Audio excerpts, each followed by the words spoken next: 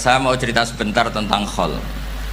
Dulu 84 guru saya Kiai Haji Maimun Zubair, semua mas saya se-Indonesia rawuh ke sini untuk muktamar, termasuk bapak kandung saya Kiai Haji Nur Salim ikut datang, ikut menyaksikan betapa pondok ini zaman itu masih Kiai As'ad jadi tonggak sejarah penting dalam NU, yaitu kembali ke Khittah 26. Kita tahu NU dulu itu ormas, kemudian era Gus Wahid jadi partai politik, era Gus Dur karena saran beberapa kiai, wafi muqaddimihim ada Kiai As'ad, Kiai Ahmad Siddiq dan beberapa kiai, kembali lagi ke Khittah 26, yaitu menjadi ormas, organisasi masyarakat yang menaungi, yang mengayomi, yang menganjurkan mazhab ahli sunnah wal jamaah. Tadi Gus Azaim cerita betapa pentingnya para pendiri, para muassis yang diibaratkan sebagaimana pohon. Saya masih ingat Dawe Mbah Mun. Saya nanti cerita mas saya sebentar, terus cerita kitab Al-Ataqoh As-Somadiyah dikarang Said Muhammad, fawaidnya maksudnya. Kalau Islam Arab, ini kata Mbah Mun, kalau Islam Arab itu contohnya kayak pohon kurma, jadi kuat, dan wajah tasbihnya itu di daunnya tidak jatuh. Tapi kalau Islam Indonesia kata Mbah Mun itu kayak padi, jadi ya agak doyong-doyong sedikit gitu. Jadi untuk menghadapi angin besar itu pilihannya dua, Anda kekar kayak kurma atau fleksibel kayak padi. Jadi ya doyong-doyong sithik gitu ya. Ada koruptor sowan, salam templeknya ya diterima gitu ya. Ada calon bupati cantik ya didukung, pokoknya agak-agak doyong gitu. Tapi baru kayak doyong itu nggak bisa roboh karena fleksibel. Jadi kazar in akhraja syat'ahu, jadi ada dua tamsil. Karena memang menghadapi orang fasik, orang dolim ini, kita sebagai ulama itu ya kebingungan. Ini mungkin Ki Afif bisa bahsul masail ini. Karena pertanyaannya gini, saya berkali-kali digojlok sama bapak saya. Berteman orang fasik hukumnya gimana? Pasti dijawab haram. Tapi kalau pertanyaannya dibalik, membina orang fasik hukumnya gimana? Baik. Dan bisa membina kalau berteman.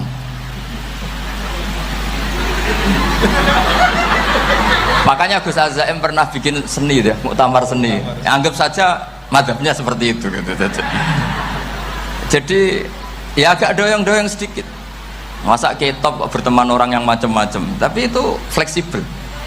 Nyatanya tetap soleh sampai sekarang gitu. Itu berarti itu ya gitu kata Bamun itu. Jadi untuk menahan angin yang besar pilihannya hanya dua. Anda kokoh kayak pohon kurma atau fleksibel kayak padi. Nah, Islam Indonesia kata Mbah Mun itu pari wae katanya, padi. Jadi ungkapan-ungkapan para mas saya ini penting karena khazanah yang saya baca. Saya berkali-kali cerita ini dalam kitab Khilyatul Auliya. Itu Abu Nu'aim Al-Asfihani cerita tentang riwayat Sufyan bin Uyainah. Ini gurunya Imam Syafi'i. Itu setiap kali Nabi Isa dan Yahya, ini dua nabi yang sekurun, sama-sama masih muda. Nabi Yahya itu senengannya dolan ke orang-orang soleh, menyambangi orang-orang soleh. Tentu itu bagus. Tapi kalau Nabi Isa ini suka menyambangi orang-orang yang fasik, orang-orang yang nggak jelas. Ketika dua beliau ini ketemu, tentu yang perlu jawaban Nabi Isa karena kontroversi, berteman sama orang-orang yang nggak jelas.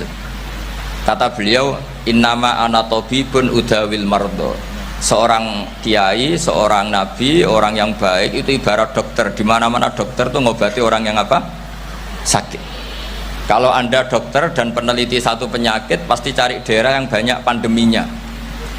Masa neliti pandemi di orang-orang yang apa? Sehat. Jadi ini juga perlu dibahsul masailkan karena tadi dibolak-balik itu. Bina orang berteman orang fasik hukumnya haram karena wa in kana dasarin fajannibhu sur'atan. Tapi kalau bina orang fasik hukumnya baik, bisa bina kalau berteman. Jadi fikih itu ya karek diwolak-walik. Makanya sholat juga gitu, sholat yang tumak ninah yang lama itu ya bagus. Masa jagongan mbek pangeran nggak asik, jagongan sama teman aja asik, masa jagongan sama pangeran tidak apa asik. Tapi kalau Ibnu Abbas sholat tuh cepet. Ketika ditanya kenapa kalau anda sholat cepet, setan baru tata-tata mau goda saya sudah selesai kata. Karena setan itu ya jaga jaim tuh, jaga image. Jadi kalau mau goda orang itu ya surinan dulu, macak-macak dulu. Ternyata mau ke situ sholatnya sudah selesai. Lah kebetulan mazhab saya itu yang kedua itu gitu. Jadi kalau Gus Azaim itu sholat lama sekali. Itu ada mazhab tandingan, yaitu mazhab saya. Itu karena ini sepuh saya, meskipun top beliau tapi sepuh saya. Saya sudah 50, beliau baru 40. Ini berarti baru memulai kiai. Kalau pakai umur nubuah ini baru memulai. Jadi mazhab itu penting. Jadi pembanding itu harus diutarakan. Sehingga dalam fikih manapun itu sebuah mazhab itu harus diuji itu lewat pembanding. Dulu itu setiap debat fikih antar ulama itu mesti nggak ada yang menang. Misalnya saya kiai kelihatan miskin itu ya baik supaya santri-santri yang miskin itu punya teman gitu. Karena rata-rata santri itu miskin. Nah, dikancani kiai kan seneng gitu. Tapi problemnya kiai yang miskin itu ya nggak bisa nolong santri karena dia sendiri apa miskin. Makanya dulu Imam Syafi'i itu pengagum orang miskin. Setelah ngaji Imam Malik tanya, ya Imam Malik, orang yang sealim jenengan itu siapa? Jawabnya Imam Malik lucu. Dulu Abu Hanifah, sekarang orangnya sudah meninggal ya. Ilmunya dititipkan atau diwaris oleh Muhammad bin Hasan Asy-Syaibani. Akhirnya Imam Syafi'i dibiayai Imam Malik ke Irak. Imam Syafi'i miskin, bisanya ke sana dibiayai Imam Malik. Itu seperti Abu Ya Said Muhammad masyhur, ini murid beliau. Kalau ada santri boyong kan mesti apa? Disangoni. Ketika datang ke Irak, Muhammad bin Hasan Asy-Syaibani itu nata uang, nata emas itu di ruang tamu. Jadi ngitung uang itu di ruang tamu. Miliatan. Ini kaget, ini kiai kok kedonyan kata Imam Syafi'i gitu. Tapi apa kata Muhammad bin Hasan Asy-Syaibani? Anda kagum ini, Anda kaget ini. Kalau kamu menyoal orang soleh kaya, ini tak kasihkan orang-orang fasik, biar dipakai judi, dipakai selingkuh, dipakai maksiat. Jangan-jangan harta ini harus tetap di orang soleh. Kalau ke orang fasik bahaya. Berarti kiai boleh kaya, boleh. Semenjak itu ada gerakan kiai kudu sugih. Ya ada yang kesampaian, ada yang enggak gitu aja. Tapi karena kalau pakai logika fikih, harta itu fitnah. Oke, seakan-akan harta itu masalah. Tapi kalau ini dikuasai orang dolim, maka masalah besar. Jika orang-orang soleh ini harus juga menguasai harta. Nah, terus lama-lama dikiaskan kekuasaan. Kalau yang kuasain orang fasik, orang tidak sholat ribet. Akhirnya kiai terus dukung, ya akhirnya ikut politik tadi. Nak menawa bupatinya kena diatur gitu. Diatur kon sholat, orang ngasih proposal, maksudnya diatur keng sholat maksudnya. Ini cerita-cerita apa logika fikih. Makanya saya sering ngaji kitab-kitab itu, diantara yang saya suka adalah ada dialog besar yang terjadi di antara orang-orang pilihan, termasuk bahkan di antara para nabi dan Tuhan. Jadi unik, Allah sendiri kadang mengajari kecerdasan para nabi itu ya lewat dialog. Masyhur itu, Nabi Ibrahim itu punya ruang khusus untuk sholat dan tidak boleh siapapun masuk situ. Tahu-tahu ada yang sudah di situ. Beliau membuka, kaget. Siapa memberi izin ke kamu yang punya rumah ini? Saya yang punya rumah dan saya tidak memberi izin kamu. Yang memberi izin saya itu yang punya saya, kamu dan rumah ini. Yaitu Allah Ta'ala katanya. Wah berarti kamu malaikat dong? Iya, saya malaikat Israel. Disuruh nyabut nyawa kamu kan? Ya agak sopan karena nggak pernah mondok di Salafiyah gitu, namanya malaikat Israel itu. Itu akhirnya Nabi Ibrahim bilang, wah itu keliru, Anda pasti keliru. Hal ra'aita habiban yumitu habibah, hal ra'aita khalilan yumitu khalilah. saya ini Khalilur Rahman, saya ini kekasih Allah, masa ada kekasih bunuh yang dikasih? Itu Israel akhirnya ngaji, masuk akal juga. Ternyata perintah ini mungkin hoax ya, pokoknya dia terus mikir akhirnya. Iya ya, masa ini kekasih Allah kemudian oleh Allah dibunuh, dimatikan. Terbanglah Israel, matur lagi, ya Allah, kata Ibrahim, hal ra'aita khalilan yumitu khalilah. Masa kekasih bunuh yang dia apa? Kasih. Kayaknya masuk akal Gusti. Mulai ngaji lah kira-kira gitu malaikat itu. Akhirnya oleh Allah dijawab, ya sudah begini, kamu datang ke Ibrahim bilang, hal ra'aita habiban yakrahu ayyalqa habibah. Masa kekasih tidak siap ketemu yang dikasih? Nah, jadi akhirnya Nabi Ibrahim, Israel datang lagi. Logikanya sekarang nggak gitu, begini katanya, diajarin. Hal ra'aita habiban yakrahu ayyalqa habibah. Masa kekasih tidak siap ketemu yang dikasih? Kata Ibrahim, oke, ya terus mau meninggal.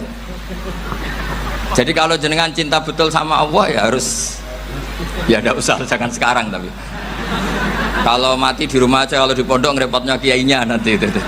Tapi nanti setelah punya cucu banyak lah. Nah, barokahnya baca ini, dialog-dialog orang pilihan ini akan tersibak. Karena tidak dalam semua kebaikan itu nggak ada logikanya, rata-rata ada logikanya. Misalnya begini, kalau Anda orang soleh, kemudian anak Anda pamit mau sekolah di Jerman, pilihan Anda mengizinkan apa enggak? Karena potensi jadi fasik ya tinggi, karena di tempat-tempat maksiat. Potensi berdakwah dari daerah yang untuk daerah yang tidak ada dai-nya menjadi ada. Itu mesti ulama itu berdebat. Misalnya punya anak pamit mau kembali atau keluarga. Yang satu cara berpikir optimis. Awal ada dai di beberapa negara Eropa itu ya barokahnya imigran, pekerja, mahasiswa. Dan semua itu bumi Allah, harus ada tasbih, harus ada tahmid. Dan itu harus dimulai dari kemauan atau mengizinkan anak asuh kita ke sana. Tapi di sisi yang lain potensi jadi fasik itu tinggi sekali. Pemana iman pas-pasan. Nah, hal-hal seperti ini itu pasti jadi perdebatan. Dan kita harus menjawab. Dan tadi kayaknya di semua Basul Masail Pondok Salafiyah jawabnya pede semua, nggak ada ragu, nggak ada khilaf. Baguslah kalau pede. Meskipun nanti mungkin ada ulama lain yang cara berpikir apa? Berbeda. Sehingga ini saya cerita ya. Sehingga di kitab-kitab fikih, misalnya saya kok hidup di Bali sudah punya komunitas ngaji. Itu kok saya pindah ke Sukorejo sini, banyak ulama yang mengatakan haram. Karena membiarkan bumi Allah yang sudah pernah ada orang yang sujud kemudian ditinggalkan kosong dan kemudian dikuasai orang yang tidak sujud. Jadi dianggap itu pembiaran. Jadi banyak di kitab Qalyubi, sarahnya Mahalli, jika ada seorang muslim yang hidup di negara orang kafir, dia nyaman, tidak dapat teror, itu nggak boleh lagi pindah ke negara Islam yang sehat. Karena takutnya li Allah yastau liyal kafir tilkal buk'ah, supaya bumi itu tidak dikuasai orang kafir.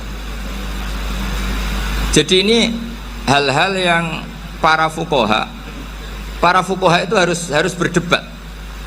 Karena ini masalah-masalah furu'iyah. Sehingga mulai dulu ya banyak ulama yang nyun sewu berpolitik, mulai Wali Songo sampai sekarang alhamdulillah yang minat banyak. Mungkin bedanya ikhlas sama tidaknya. Tapi kalau saya pernah dikeluhin utusan dari ya komunitas Islam Indonesia itu dulu itu ceritanya banyak yang dari Kamboja. Dari kalau dulu orang cerita itu orang Cempa. Itu setelah di Indonesia besar Wali Songo dan Brawijaya 5 itu sudah mulai oleng. Itu singkat cerita mereka berpikir ingin bikin kerajaan apa? Islam di Demak Mintoro dengan raja pertama yaitu Raden Fatah, karena Raden Fatah ini putra Brawijaya. Padahal setelah jadi kerajaan ini era cucu sudah konflik, berebut kekuasaan. Akhirnya sampai jadi Jipang, jadi Jogja, jadi Solo dan seterusnya. Tapi kata Mbah Mun itu tetap barokah kata.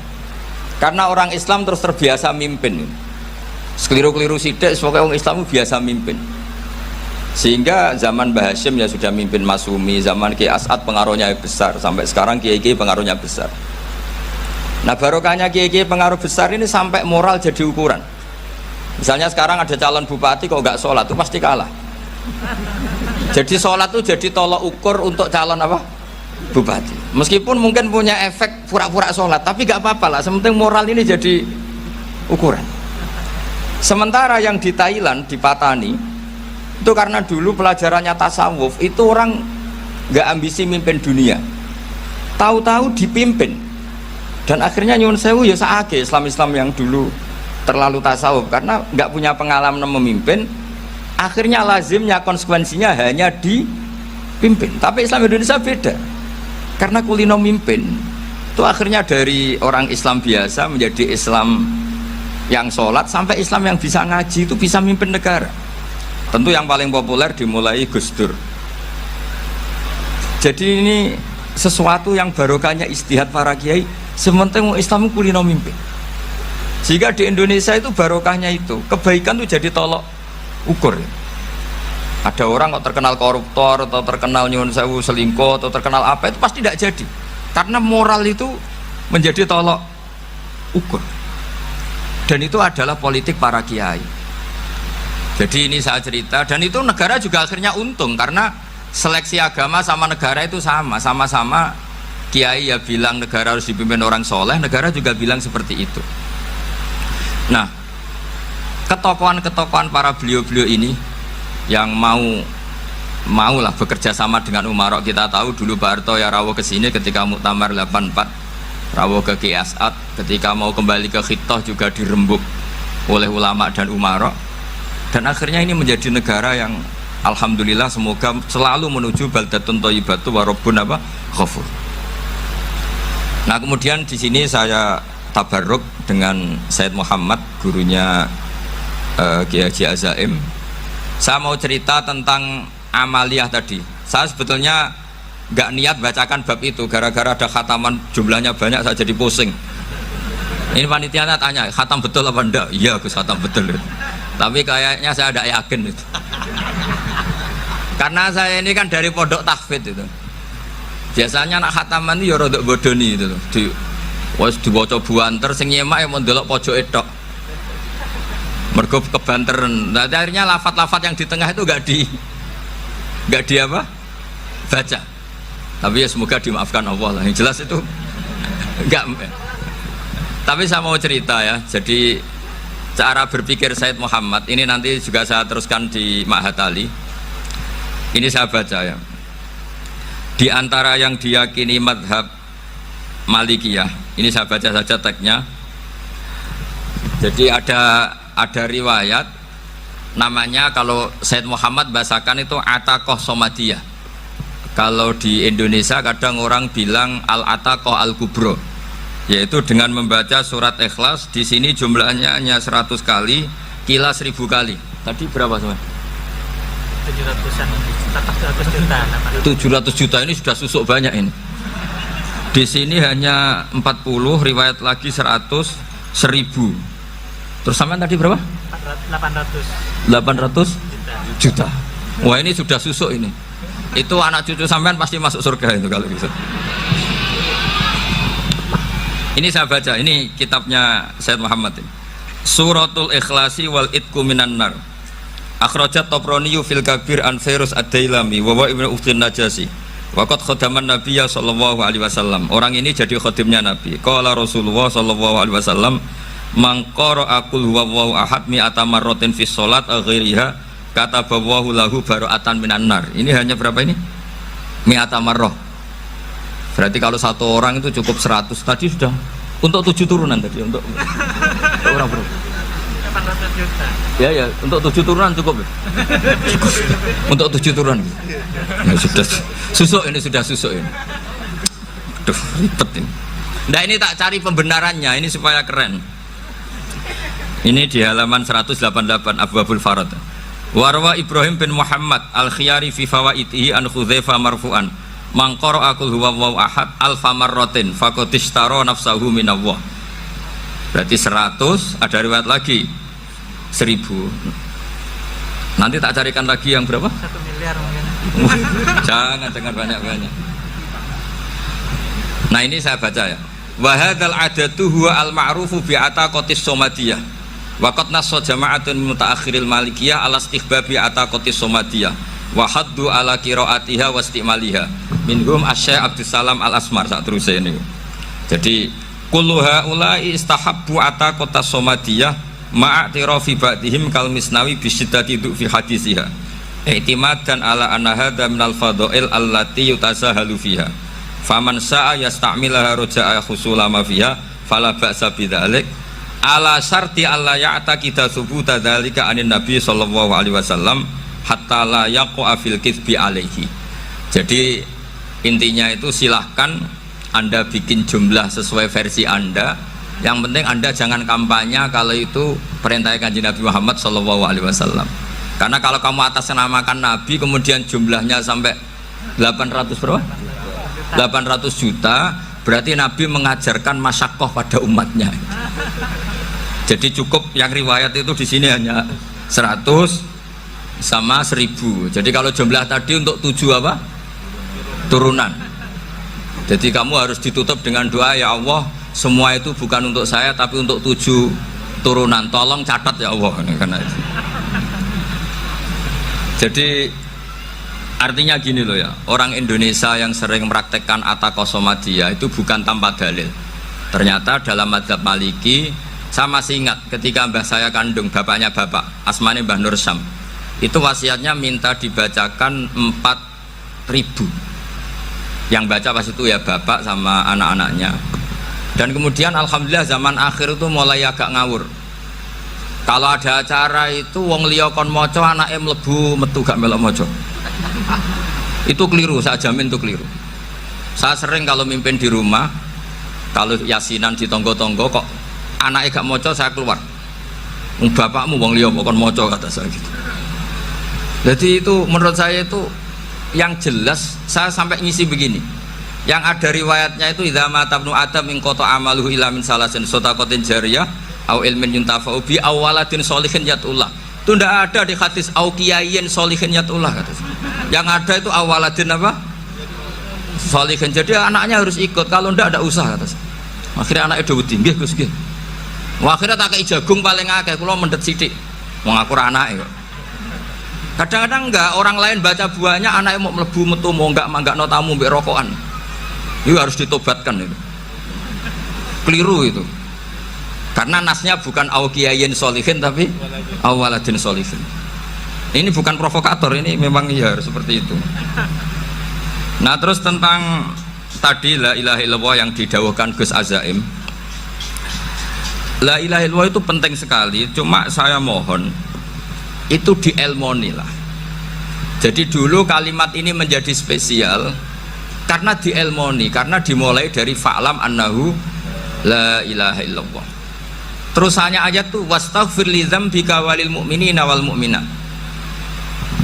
Saya ulang lagi ya. Terusannya ayat tuh wastaghfir li dzambika walil mu'minina wal mu'minat. Makanya menurut mazhab Sadili, kamu disuruh baca la ilaha illallah dulu, jangan istighfar dulu. Saya ulang lagi ya. Dalam mazhab Sadiliyah itu la ilaha illallah dulu, nggak boleh istighfar dulu. Alasannya masuk akal. Orang yang kafir 70 tahun itu sekali baca la ilaha illallah itu langsung yughfar lahum ma qad salaf. Sehingga la ilaha illallah sendiri sudah punya kekuatan supaya dosa kita diampuni. Qul lil ladzina kafaru iyantahu yughfar lahum ma qad salaf. Cara menghentikan kekafiran gimana? Dia melafadzkan la ilaha illallah. Ini kalimat yang begitu saktinya sampai orang yang kafir puluhan tahun itu dosanya semuanya terhapus hanya karena melafadzkan la ilaha illallah. Nah, makanya kata Abdul Hasan Asyadili wastaghfir li dzambika ay bihadil kalimah. Seseorang sah di istighfar itu kalau melafadzkan la ilaha illallah. Misalnya ada orang kafir mati kafir, sah nggak anak cucunya mengistighfari dia? Tidak sah karena belum melafadzkan la ilaha illallah. Makanya kata Abdul Hasan Asyadili wastaghfir li dzambika ay bihadil kalimah. Sehingga lafadz ini spesial betul. Tapi kadang-kadang beberapa mursyid cara berpikir lain. Ini kalimat thayyibah harus dibaca orang suci, sehingga mendahulukan apa? istighfar untuk supaya pas ngelafatkan kalimat thayyibah sudah dalam keadaan apa? Suci. Itu juga masuk akal.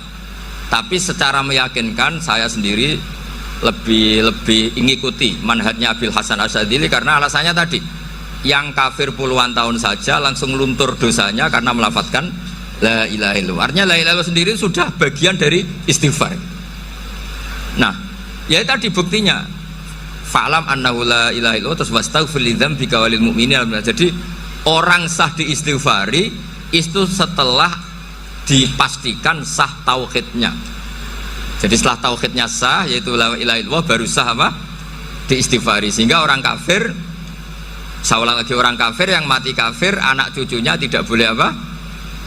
Tidak boleh menistighfari. Terus saran saya kedua, la ilaha illallah itu filosofinya itu nafyun li uluhiyati ghairillah wa isbatun li uluhiyatillah wahdah. Filosofi la ilaha illallah itu gimana? Menafikan semua selain Allah itu tidak Tuhan dan hanya menuhankan Allah semata. Nah itu caranya gimana? Caranya kita harus terbiasa ini, karena tadi saya dibilangin panitia ini rata-rata mustameknya atau mustamiatnya ini santri. Caranya gimana? Dilatih pakai logika. Saya berkali-kali cerita kalau ngaji, saya sekaligus kampanye.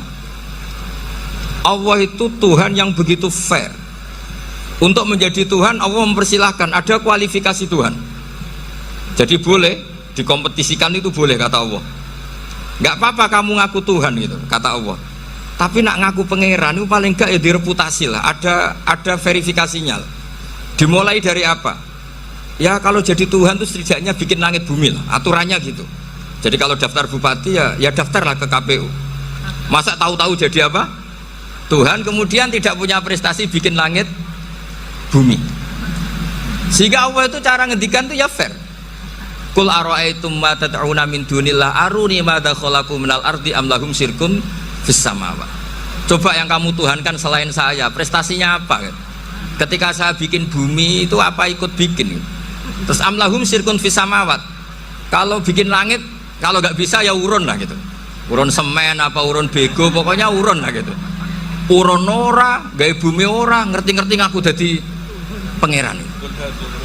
Kul hatu burhanakum. Jadi ya kan ya lucu kan, misalnya syarat kiai di Salafiyah kan keluarga Kiai As'ad, cucunya ngaji ngalim. Orang keluarga Kiai As'ad terus aku kiai utama di Salafiyah. Oh mesti dipenjara ya. Lah yo gak gawe langit bumi, gak ada prestasi terus ngaku sebagai apa? Tuhan. Sehingga fair. Makanya saya berkali-kali cerita. Jubair bin Mut'im itu punya anak namanya Muhammad. Ini sudah orang alim, Muhammad bin Jubair bin Mut'im. Itu cerita awala islami abi. Mut'im itu orang pinter sekali. Saking pinternya dia jadi delegasinya orang Quraisy datang ke Rasulullah sebagai negosiator untuk membebaskan Asra Badrin, tawanan perang apa? Badar. Yang namanya disuruh itu pasti orang pinter.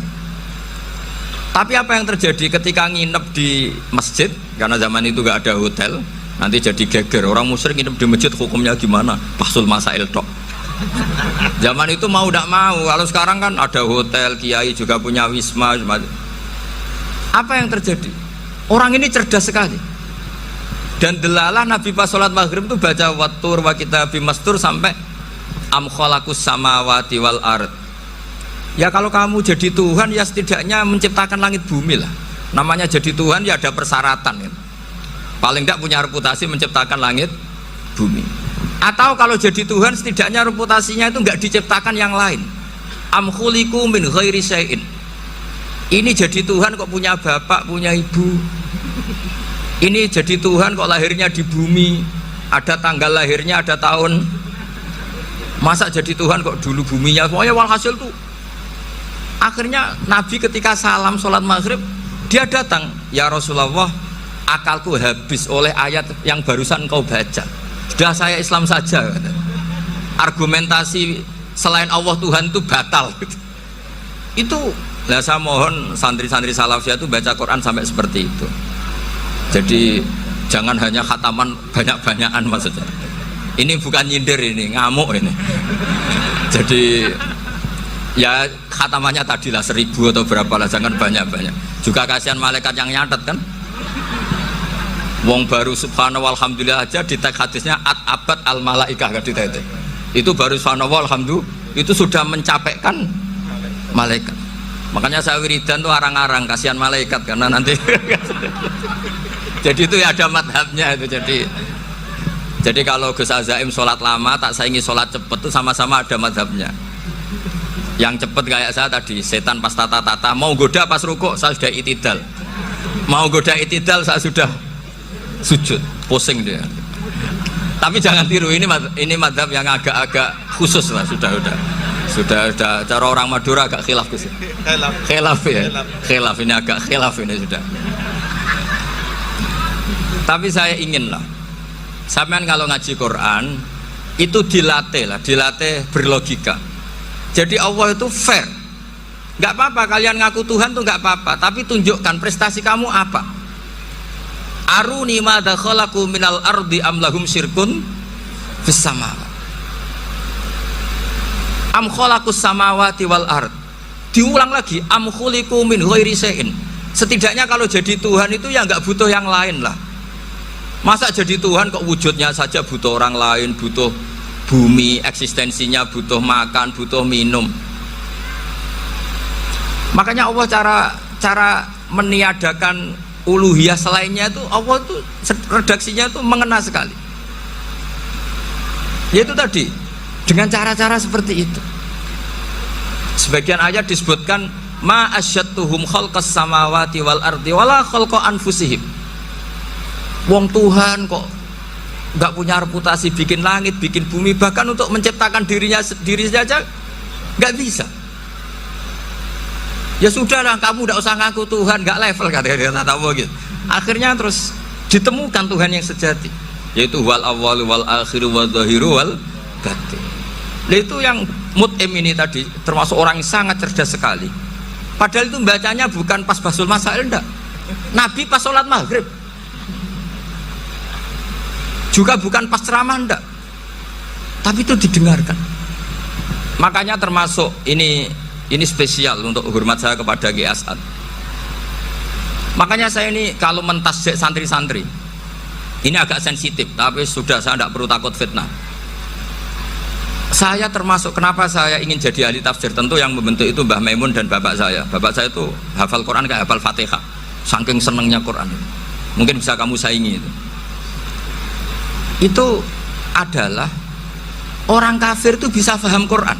Itu sangat menyinggung saya. Orang kafir itu bisa paham Quran. Ketika Umar Islam itu karena mendengar apa coba? Mendengar apa? Quran. Dan itu masih kafir apa sudah Islam? Masih kafir karena kalimat-kalimat yang di Quran itu begitu jelas, wal kitabil mubin, sehingga didengarkan orang kafir pun tuh ngefek. Makanya ketika Umar datang ke saudari putrinya, kemudian dengar Toha ma anzalna alikal Quran apa litasqa, itu dia terus iman. Begitu juga Mut'im. Itu ketika dengar Nabi baca surat At-Tur ya langsung iman. Makanya kata